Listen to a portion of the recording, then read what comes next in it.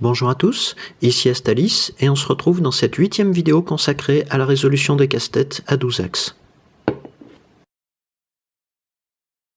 Le but de cette vidéo est de vous montrer comment résoudre facilement le Pyraminx Crystal. Malgré son nom, le Pyraminx Crystal a de nombreux points communs avec le Megaminx qu'on a déjà vu en détail dans une autre vidéo. En particulier le fait d'avoir 12 faces pentagonales dont chacune porte une couleur dans l'état résolu du casse-tête. Pour résoudre le Pyraminx Crystal, vous devrez d'abord savoir résoudre le Megaminx dont je viens de parler ou éventuellement sa version simplifiée, le Kilominx. Si on regarde de plus près l'architecture du Pyraminx Crystal, on constate qu'elle se rapproche de celle du Megaminx dont j'ai déjà parlé, un Megaminx dont on aurait rendu un petit peu plus profondes les découpes, de manière à ce qu'elles se coupent au centre de chaque face.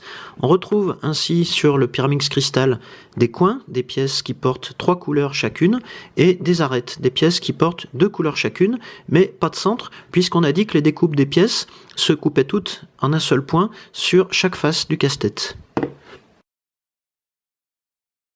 Dans l'état résolu du Master Kilominx, on a donc une couleur par face, ce qui fait donc 12 couleurs au total, et ces couleurs reprennent la disposition typique de celle d'un Megaminx, une disposition qu'on n'aura pas besoin d'apprendre par cœur, puisqu'on pourra être guidé au cours de la résolution par les couleurs portées par chaque coin du casse-tête.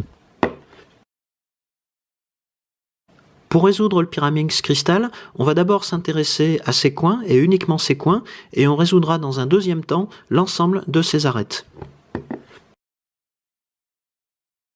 Avant de commencer la résolution du Pyraminx Crystal proprement dite, je dois vous montrer un algorithme très simple auquel je ferai très largement appel dans la résolution des arêtes, c'est-à-dire dans la deuxième partie de la résolution du casse-tête. Si je considère la face blanche comme ma face supérieure du casse-tête en le tenant comme ceci, c'est-à-dire avec cette face présentant une pointe devant moi, je peux considérer que j'ai ici une rangée gauche et ici une rangée droite. Si je commence par faire monter la rangée droite, puis monter la rangée gauche, et que j'inverse ensuite mes mouvements, voilà ce que ça donne. Je commence du côté droit, je monte le côté gauche, j'abaisse le côté droit, et j'abaisse le côté gauche. Si je regarde à nouveau ma face supérieure, je constate que j'ai ici permuté ces 3 arêtes sur cette face, et je remarque aussi qu'aucune autre pièce n'a permuté sur le reste du casse-tête. Si je considère maintenant chacune de mes 3 arêtes permutées, je constate que j'ai ici l'arête blanche et rouge qui auparavant se trouvait ici, donc elle a changé de place exactement en suivant mon premier mouvement, c'est-à-dire un mouvement vers le haut de cette rangée droite, et on constate dans cette opération qu'elle a modifié son orientation puisque la facette blanche qui auparavant était sur cette face blanche du casse-tête se trouve maintenant sur la face d'à côté. Je vois qu'elle dessine avec les 2 autres arêtes permutées une sorte de triangle avec une pointe aiguë ici, donc la pièce qui était à droite a rejoint la pointe la plus aiguë du triangle.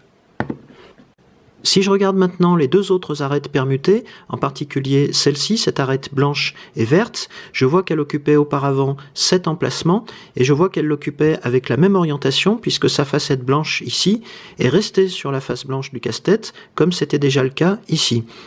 Donc, je vois que cette arête est passée de cet emplacement à celui-ci, que celle-ci est passée de cet emplacement à celui-ci, donc tout se passe comme si j'avais permuté mes 3 arêtes dans le sens inverse des aiguilles d'une montre.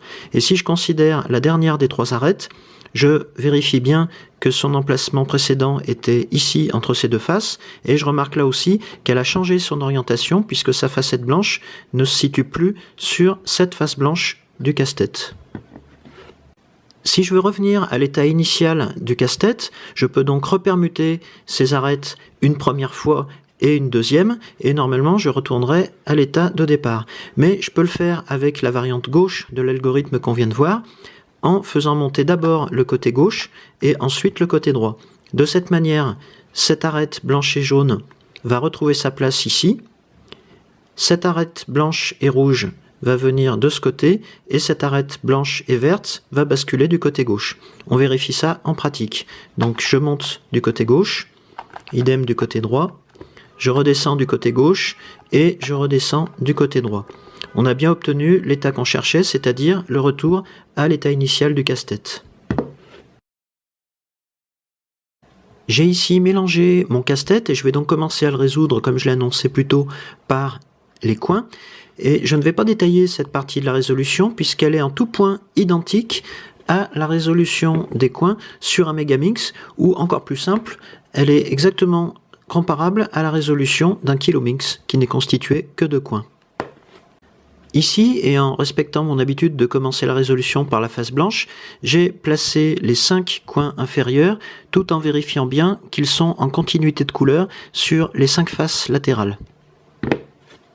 Au stade suivant, je traite, comme on le voit ici, les coins situés à l'étage supérieur en vérifiant bien qu'on a toujours la concordance de couleurs entre deux coins consécutifs et avec les coins de la rangée inférieure du casse-tête. À l'étape suivante de la résolution, je m'occupe de ces 5 coins à l'étage du dessus. Et pour finir, je place et j'oriente les 5 coins supérieurs du Pyramix Crystal. Ainsi, tous les coins du casse-tête sont à leur place et avec la bonne orientation. Je vais commencer par traiter les arêtes qui se trouvent dans la partie supérieure du casse-tête et qui présentent une facette blanche, non pas sur la face supérieure, mais sur une des faces mitoyennes, comme c'est le cas pour cette arête blanche et jaune. On a vu avec l'algorithme de base qu'on peut faire naviguer, entre guillemets, cette arête sur le casse-tête, en particulier de sa partie supérieure à sa partie inférieure. Donc je vais par exemple changer l'emplacement de cette arête en lui faisant d'abord prendre cette place, puis celle-ci, ou par exemple celle-ci et celle-là, ce qui lui permettra de rejoindre la rangée inférieure. Dans un premier temps, je vais la descendre d'un étage en visant par exemple cet emplacement. Pour ça, je vais par exemple permuter ces 3 arêtes, sachant qu'aucune des 3 n'est à sa place, en effectuant ces rotations.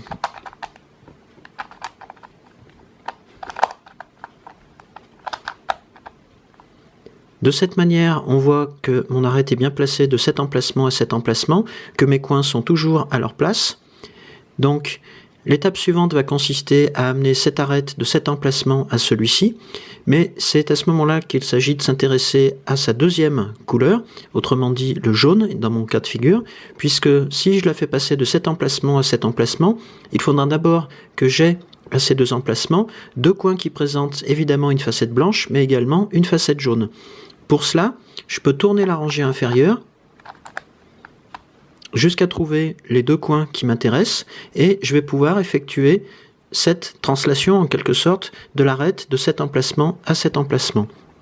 Donc ici je peux par exemple effectuer ces rotations. Je vois que mon arête est bien venue se glisser entre les 2 coins qui présentent non seulement une arête blanche, mais une facette blanche autant pour moi, et une facette jaune. Il me reste à rétablir l'orientation de la rangée inférieure. Et lorsqu'on retrouve 5 coins qui présentent la même couleur sur cette face, cela signifie que j'ai retrouvé l'orientation que je souhaite. J'ai une deuxième arête qui présente exactement la même configuration que mon arête blanche et jaune, c'est celle-ci, avec la couleur violette. Je vais m'y prendre exactement de la même manière pour la redescendre en 2 étapes jusqu'à la rangée inférieure et je vais devoir la glisser entre ces 2 coins-là puisqu'ils présentent tous les 2 une facette blanche et une facette violette. Une fois que ma deuxième arête blanche est en place entre ces 2 coins, je vais regarder les 2 autres arêtes que j'ai dans la partie supérieure de mon casse-tête. Elles présentent à peu près la même configuration que les 2 précédentes, mais cette fois-ci, leur facette blanche est sur la face supérieure. Ce n'est pas la situation que je cherche. Je voudrais que cette facette blanche se trouve sur une des 5 faces mitoyennes. Donc, pour obtenir cette configuration, je vais devoir modifier leur orientation et, par exemple, je vais pouvoir emmener cette arête à cet emplacement. Je sais qu'elle changera d'orientation si je lui fais faire ce mouvement, donc je vais reproduire exactement les rotations de l'algorithme de base.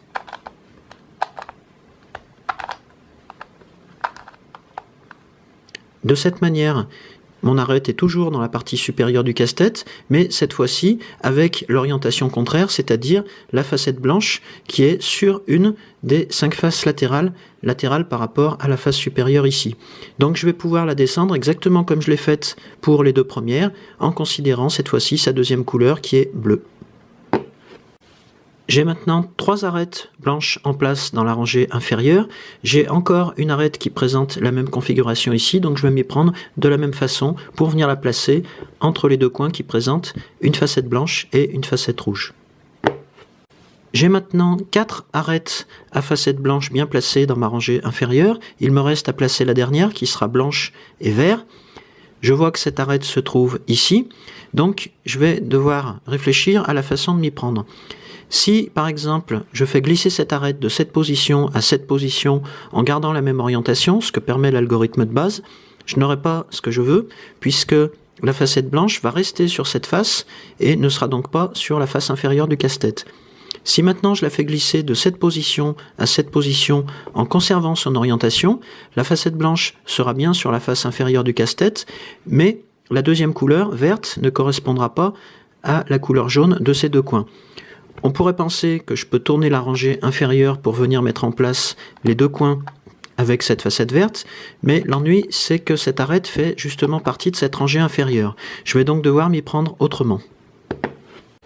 Ici, je vois que j'ai la possibilité, en permutant ces 3 arêtes, dont aucune n'est encore à sa place, de venir remonter cette arête blanche et verte en gardant la même orientation ici, c'est-à-dire en laissant sa face blanche ici vers le bas, ce qui permettra ensuite de la redescendre dans la rangée inférieure. Je vais donc faire ça. Donc pour obtenir ce que je veux, c'est cette arête que je vais d'abord emmener à cette place, comme ceci. Et en enchaînant les rotations, j'arrive à cette nouvelle configuration. J'ai donc la facette blanche vers le bas, sur une des 5 faces mitoyennes à ma face inférieure. Je n'ai plus maintenant qu'à viser l'emplacement final qui est celui-ci. Je peux donc tourner cette rangée inférieure sans modifier la position de cette dernière arête, et je n'ai plus qu'à descendre cette arête sur la face inférieure en permutant les positions de ces 3 arêtes.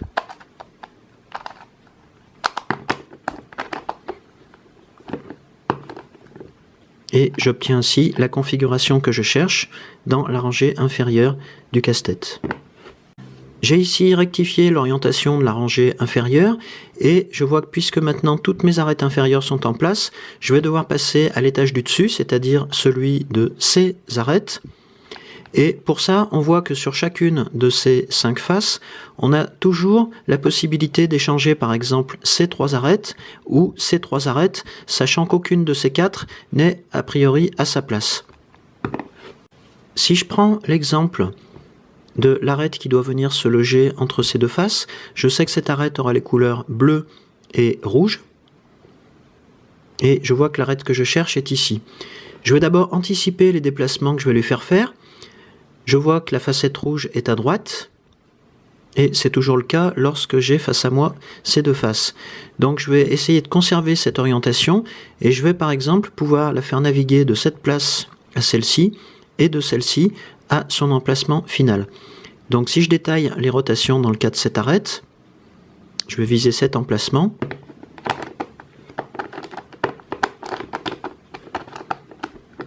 Donc c'est ma première étape, je l'ai fait passer de cet emplacement à celui-ci. Il me reste maintenant à passer à celui-ci.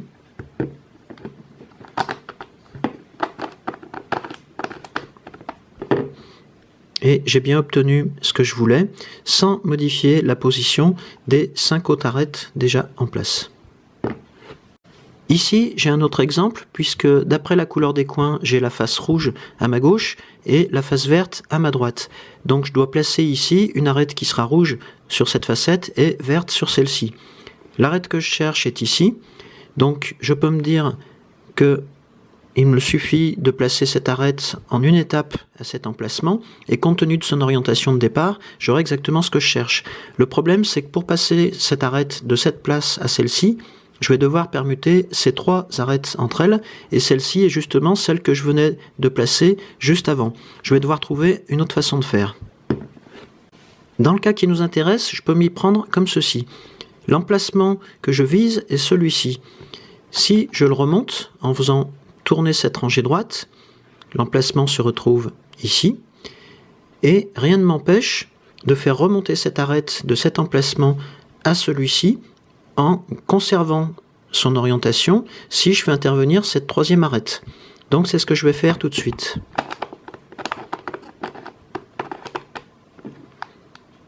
et j'obtiens cette nouvelle configuration. À partir de cette nouvelle situation, on voit que je vais pouvoir faire passer sans problème cette arête rouge et verte de cet emplacement à cet emplacement, puisque j'aurai à permuter ces trois arêtes et je n'ai encore aucune condition sur les deux autres. Donc j'effectue ces rotations.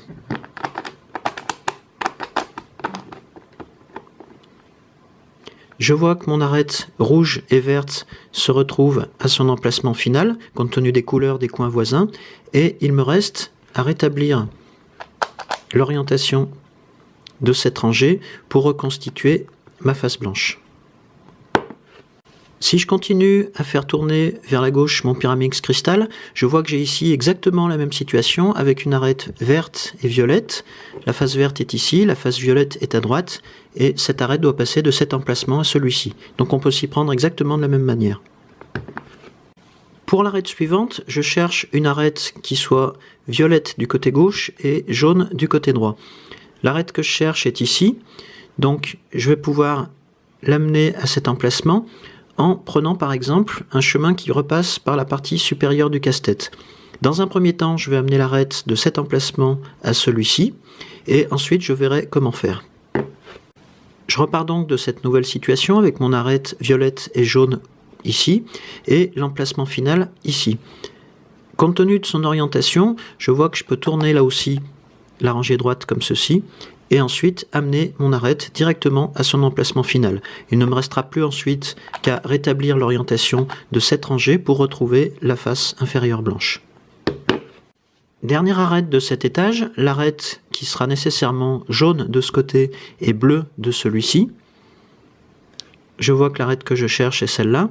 Donc dans un premier temps, je peux tourner la rangée supérieure pour rapprocher l'arête de son emplacement final.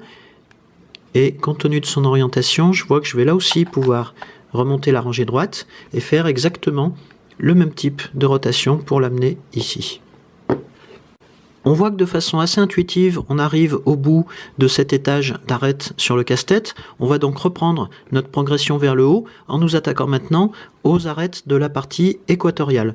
Le plus important lorsqu'on effectue des rotations sur le casse-tête pour venir placer une arête, c'est de s'assurer qu'à la fin des rotations, on rétablit bien la position angulaire de chacune des rangées de manière à toujours avoir la même couleur sur les 5 coins d'une même face. Si je m'intéresse par exemple à cet emplacement, on sait qu'il sera occupé dans l'état résolu du casse-tête par une arête qui sera rouge sur cette face et rose sur cette autre face. L'arête que je cherche est celle-ci, donc si je la fais glisser en conservant son orientation de cette place à cette place, je n'aurai pas ce que je cherche puisque la facette rouge sera sur cette face rose et inversement sur cette autre face. Je vais donc devoir trouver un autre moyen de la mettre en place. En pratique, voilà comment on peut s'y prendre. Si je fais glisser cette arête de cette position à celle-ci, avec la même orientation, sa facette rouge sera donc toujours sur cette face, et ensuite, en permutant ces trois arêtes, je vais pouvoir amener mon arête rouge et rose directement à son emplacement final et avec la bonne orientation. Je n'ai traité ici le cas que d'une seule des arêtes équatoriales et on verra d'une manière générale que plus on remonte sur le casse-tête et plus on a des arêtes déjà placées, moins on a de liberté pour venir en placer d'autres sans déloger les premières. Malgré tout cela reste relativement intuitif pour les arêtes équatoriales, donc je ne détaillerai pas la mise en place des autres et on va passer directement à l'étape suivante. J'ai ici placé toutes mes arêtes équatoriales sur le casse-tête et lorsqu'on a du mal à trouver un chemin pour les placer, le plus simple consiste souvent à remonter l'arête que l'on va suivre dans la rangée supérieure, de modifier éventuellement son orientation et ensuite de la redescendre à sa place. J'en arrive donc à l'avant-dernier étage des arêtes de ce casse-tête et avant d'aller plus loin dans la résolution, on doit constater une chose importante, c'est qu'on ne peut plus permuter trois arêtes sur ces 5 faces, sur les 5 faces mitoyennes de la face supérieure, puisque quelles que soient les arêtes qu'on choisit, on délogera forcément une des deux arêtes déjà en place. On va donc devoir utiliser un autre moyen de permuter et de suivre certaines arêtes, et ce moyen sera souvent de tourner la rangée gauche ou la rangée droite pour remonter cette arête ou celle-ci sur la face supérieure et venir la permuter avec les autres arêtes de cette face. Je vais ici prendre le cas de cet emplacement qui sera occupé quand le casse-tête sera résolu par une arête bleue de ce côté et orange de l'autre. Je vois que l'arête que je cherche est ici. Donc pour lui faire rejoindre cet emplacement, je remarque que je peux tourner vers le haut cette rangée. Et compte tenu de l'orientation de mon arête, je vais pouvoir lui faire rejoindre directement cet emplacement en effectuant une permutation entre ces trois arêtes. Une fois que c'est fait, je rétablis l'orientation de la rangée gauche et je vois que mon arête est bien en place à cet étage. Je vais pouvoir m'y prendre exactement de la même façon pour les autres arêtes de cet étage et on se retrouve pour la fin de la résolution du casse-tête. Toutes les arêtes de cet étage sont maintenant à leur place et bien orientées. Il me reste maintenant à traiter le cas des 5 dernières arêtes du casse-tête et avant de considérer leur orientation, je vais devoir effectuer les permutations nécessaires pour amener chaque arête à sa place en fonction de ses couleurs, sachant qu'une des deux couleurs sera nécessairement le gris, la couleur de la face supérieure du casse-tête. En pratique, on va d'abord amener deux arêtes non consécutives à leur place. J'ai par exemple ici cette arête présentant une facette rose à sa place et cette arête présentant une facette bleue à sa place. Il me reste ainsi 3 arêtes à permuter selon le schéma classique de l'algorithme de base qu'on a déjà vu. J'en arrive donc à la situation où les 5 arêtes supérieures du casse-tête sont à leur place, certaines avec la bonne orientation comme cette arête bleue et grise, d'autres avec une orientation inversée comme cette arête orange et grise. À ce stade, on va rechercher sur le casse-tête 2 arêtes consécutives sur le pourtour de la rangée supérieure qui présentent une orientation inversée, comme c'est le cas de ces 2 arêtes. À partir de cette position, on va tenir le casse-tête de cette manière et on va commencer la variante gauche de l'algorithme de base. Donc, vers le haut, vers le haut, vers le bas, vers le bas. On va faire tourner le casse-tête vers la droite comme ceci et on va recommencer. Vers le haut, vers le haut, vers le bas, vers le bas. On va tourner à nouveau le casse-tête dans ce sens et cette fois-ci on va commencer par la variante droite de l'algorithme. Donc vers le haut, vers le haut, vers le bas, vers le bas. Et pour finir, on va tourner dans le sens contraire, c'est-à-dire comme ceci le casse-tête et on va appliquer une dernière fois la variante droite de l'algorithme. Vers le haut, vers le haut, vers le bas, vers le bas. Et on constate que les 2 arêtes qu'on avait repérées tout à l'heure, l'arête verte et grise et l'arête rose et grise, ont retrouvé chacune une orientation correcte. Dans mon cas de figure, je me retrouve avec le deuxième cas particulier que je peux rencontrer, qui est celui de 2 arêtes supérieures dont l'orientation est inversée, mais qui ne sont pas consécutives sur le pourtour de la face supérieure. Dans ce cas de figure, je vais procéder en 2 fois. Je vais, dans un premier temps, modifier l'orientation de ces 2 arêtes, par exemple du côté droit. Donc celle-ci aura une orientation correcte, celle-ci se retrouvera avec une orientation incorrecte, et je n'aurai plus ensuite qu'à traiter 2 arêtes consécutives qui auront chacune une orientation incorrecte. C'est exactement le cas que je viens de traiter. Si je traite ce cas en détail et que je choisis de commencer par les 2 arêtes du côté droit, donc je démarre avec cette position et j'effectue les mêmes rotations que tout à l'heure. Donc la variante gauche dans un premier temps, vers le haut, vers le haut, vers le bas, je tourne, vers le haut, vers le haut, vers le bas, je tourne à nouveau, je commence par la droite, vers le haut, vers le haut, vers le bas, et je reviens à droite en commençant par la variante droite, vers le haut, vers le bas et vers le bas. J'obtiens bien ce que je cherche, c'est-à-dire 2 arêtes qui maintenant sont consécutives et qui présentent cette orientation inversée. Je n'ai plus qu'à faire comme le premier cas que je viens de montrer.